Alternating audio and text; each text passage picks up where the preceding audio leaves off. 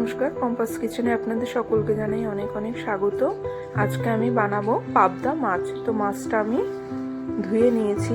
এবার মিক্সিং জারে দিলাম পরিমাণ মতো সর্ষে, 1 চামচ জিরে আর দিলাম অল্প লবণ।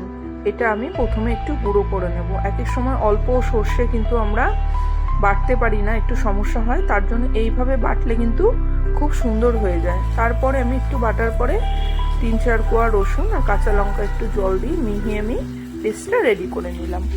আর এদিকে মাছটাকে আমি প্রথমে নুন হলুদ মাখিয়ে নেব। তো লবণ দিয়ে দিলাম, পরিমাণ মতো হলুদও দিয়ে দিলাম, দিয়ে সমস্ত কিছু ভালো করে আমি মাখিয়ে নেব। দেখুন মাছগুলো কিন্তু খুব সুন্দরভাবে আমি নুন হলুদ মাখিয়ে নিয়েছি। আর এদিকে আমি কড়াই বসিয়ে দিয়েছি, পরিমাণ মতো সর্ষের তেল দিয়ে দিলাম। আর দেখতেই পাচ্ছেন খুব ভালো করে তেলটা গরম হয়ে গেছে, একদম ধোঁয়া উঠছে। তখন আমি মাছগুলো কিন্তু সুন্দর করে লাল লাল করে ভেজে নেব।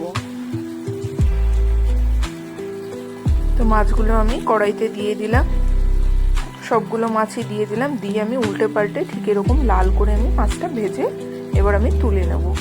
এবার ওই তেলের মধ্যেই ফোড়নে দেব কালো জিরে আর নিয়েছি বড় একটা টমেটো। টমেটোটা আমি তেলের মধ্যে দিয়ে একটু নাড়াচাড়া করে নেব। খুব বেশি নাড়াচাড়া করব না, আর আমি পেস্টের মধ্যেও দিলাম না, কারণ আমি চাইছি টমেটোটা একটু গোটা গোটা থাকুক। তাই তেলের মধ্যে একটু নাড়াচাড়া করার পরে যে সর্ষের পেস্টটা আমি রেডি করে রেখেছিলাম সেটা আমি দিয়ে দেবো অল্প পরিমাণে জল, কেননা সর্ষে কিন্তু কষানোর সময় তিতো হয়ে যেতে পারে, তার জন্য আমি জলটা দিয়ে দিলাম। এবার আমি দেব পরিমাণ মতো লবণ। লবণটা কম দিলাম, যেহেতু সর্ষে বাটার সময় কিন্তু আমি লবণ দিয়েছিলাম। দেব পরিমাণ মতো হলুদ গুঁড়ো, দেব লঙ্কার গুঁড়ো, দিয়ে সমস্ত কিছু ভালো করে আমি এবার কষিয়ে নেব।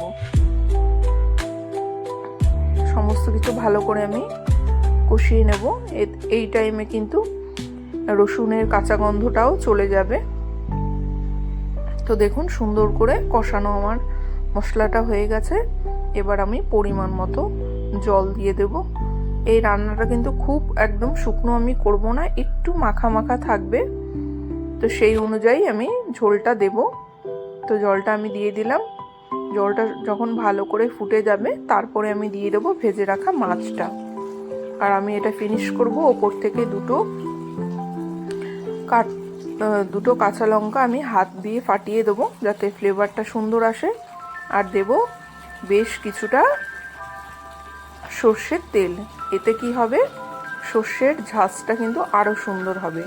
এইভাবে একদিন পাবদা মাছ বানিয়ে দেখবেন, আশা করছি খুব ভালো লাগবে। গরম গরম ভাতের সাথে কিন্তু এই রেসিপিটা একদম জমে যায়। ভালো লাগলে রেসিপিটা একটা লাইক করে দেবেন। ভালো থাকবেন, সুস্থ থাকবেন, সাবধানে থাকবেন।